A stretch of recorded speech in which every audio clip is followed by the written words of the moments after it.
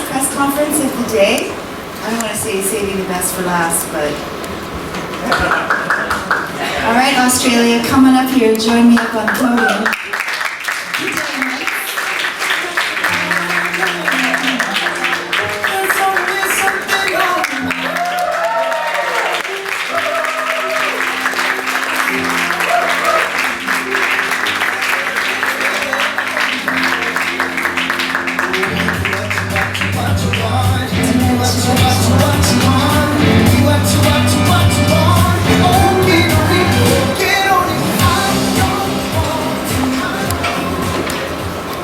Everybody comfortable?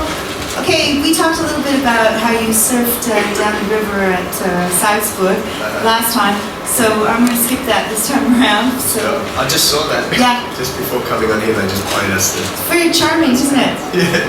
It's cute. Have you guys seen it? Yeah, we just watched it here too. Yeah. Yes, I couldn't stand up for very long. Yes. All right, I'm going to go right to press right away. I'm going to start with Alistair. Hello, Alistair. Hi Guy, Alistair Burt from SBS Radio. Guy, I think I'm correct in saying we're both migrants to Australia, but you moved there with your parents when you were very young. Yes. Can you remember your initial reaction when you first found out about it? Do you have any advice for kids in Europe or Australia facing a similar relocation for today? And very quickly also, Paul, can you tell us how the show has been received back home so far? Cool. When you say when I first found out about it, specifically when I migrated to Australia? Of course, yes. Well, I was very young. I was about 6 years old, and we migrated from Malaysia. I've got a very mixed background, but I found it an incredible move. I mean, my dad's a geologist, so we spent a lot of time moving around, to different places and different states and countries, and finally settled in Australia, and never looked back. It's an incredible place to live, and I settled in, I think it was 1988 we were there, and it was just an incredible place to grow up. I grew up in Adelaide, which is quite a small city in comparison to a lot of cities like Sydney, and I loved it. Just an amazing place. I mean, Australia, even though we lack the history that you'll find in Europe, the architectural history, and obviously just history generally, we're quite a young nation, but the natural beauty of Australia is breathtaking, and even just watching the postcards back just then, I started to feel a bit emotional. I was like really proud of just what we have there, and the people are beautiful, the scenery is beautiful.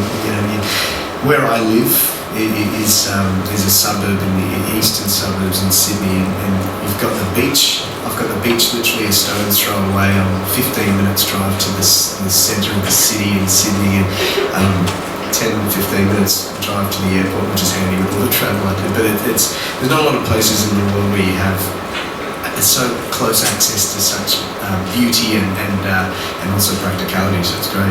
Sounds really hard.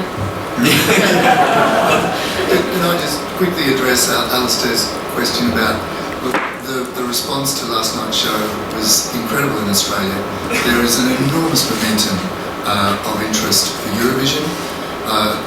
Australia is a place of many migrants. I'm a migrant also.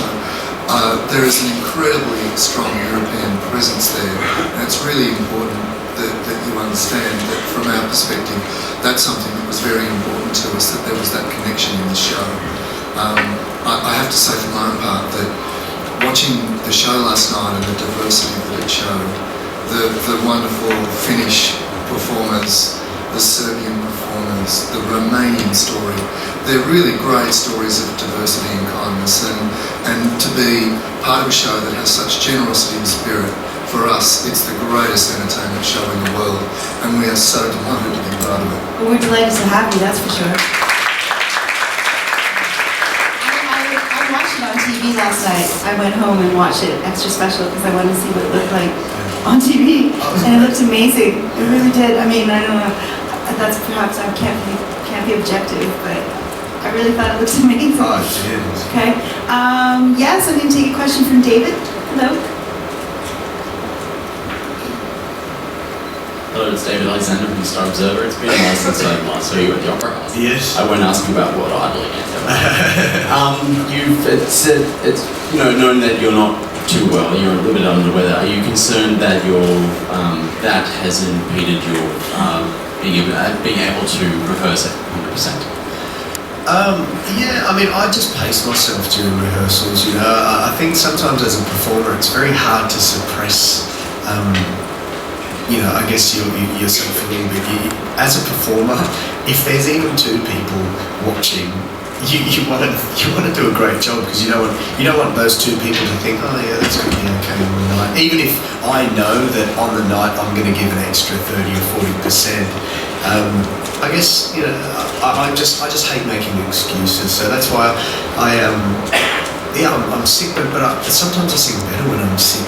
Sometimes I'll have this kind of these dulcet tones that I don't normally have, or there's that hoarseness that will give me more character. But we're singers, we're at the mercy of our bodies, and it changes daily. Sometimes you're not even sick, you don't even know, but there's just more pollen in the air or something, or your lungs are a bit tighter and you can't breathe that day properly. And that's the beauty of singing. It's kind of, when you see someone nail it on stage, you know that everything's come together, and that's why you give, I do, when I watch people, I give a lot of props and a lot of respect to people who can deliver constant, consistent performances, but come Saturday I should be fine. I mean, yeah, I'm a little crook, but I feel like I'm getting better, and it should be fine, yeah. Isn't that always the way whenever you have a little cold, people are like, oh, you sound so sexy. Like, okay, I'm going to go to the young lady with the stripes. Hi guys, Claire from Women's Day in Australia. I just wanted to ask you, I spoke to you a couple of weeks ago and you were saying how you didn't know how this was going to change your life. Already, I think this has changed your life. Do you want to talk a little bit about how you think it has already? Of course. I mean, even on the I guess the physical level of people's attitude towards me over here. I obviously, in Australia, I can't really get around freely as I can in other parts of the world where no one's heard of me. So, in Australia, going to the mall or something is always a fairly cumbersome. It's not as easy as going, say, to the mall here in Vienna where no one really knows me. So it's but since the onset of Eurovision, there's people who are starting to stop me and get photos and say, hey, you're the Aussie guy, and things like that, which is all well and good. I mean, I didn't get into this life to I guess have fame or be recognisable. I got into it to hopefully spread my music to as many people, and obviously the offset of that is you become a well-known person or whatever. But my dream is just to play music in different parts of the world that haven't heard my music. I'm a songwriter. I have been for a long time, and nothing makes me more happy than just sharing my music with a crowd that's unfamiliar with it. So it's an incredible opportunity, and definitely has changed my life in that regard. But last night, I think I properly got bitten by the Eurovision bug. Just being in the room and feeling that energy, being in the green. I was in the green room as I was being interviewed by the host. It looked so much fun in that green room. I can't wait for my turn in that green room. I'm going to pace myself with the wines and the champagne. Definitely drink after the performance. But that's a good cue, actually, because it's time for you to choose where you're going to be placed as far as your performance. Oh, wow. Second or first half final? Oh, hang on, as in placed, as in like... Where you'll be performing. Wow. Yeah. Did you know that? Dun, dun, dun. All right.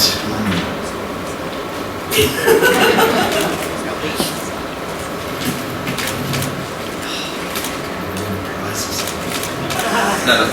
Okay. Actually, that's that. Oh.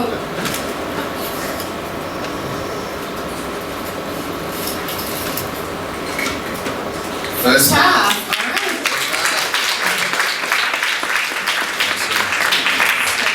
Is that good? Is Is that good? Is that a good thing? It's good. It's good for the viewing public, that's for sure. So, probably not good for Australia because that means I'm on early and it's like 5 something in the morning or something. I mean, you know, we've come this far, might as well. Exactly. Right? All right, well, do we have any other questions? Oh, we do. Oh, lots of questions. Michael? Hello, Michael Adado from the Sydney Morning Herald. I guess I want to ask you if you can talk a bit about the soft diplomacy of Eurovision, away from the music, what it's been like to meet artists from other countries, and what happens in those exchanges when you come from a group of people from very different cultures come to have an artistic conversation, an important sort of diplomatic side of this event. Yeah, well, I think the connections between the performers kind of speaks volumes for what the whole event is about, because yes, there's different cultures, at times different languages, and, but we're all connecting through music, you know, we're all connecting through a mutual respect and admiration for each other's gifts and talents, and it's an incredible thing to be able to I guess communicate via music, you know. Even I've been communicating with people who are translators, and yet we all feel like we're one, you know, together, and I guess it encapsulates the theme of building bridges, because that's what music does all the time, every day, and I haven't felt any sort of competitive spirit or competitive nature. It's with anybody. No one's kind of looked me up and down and go, oh, he's that awesome guy.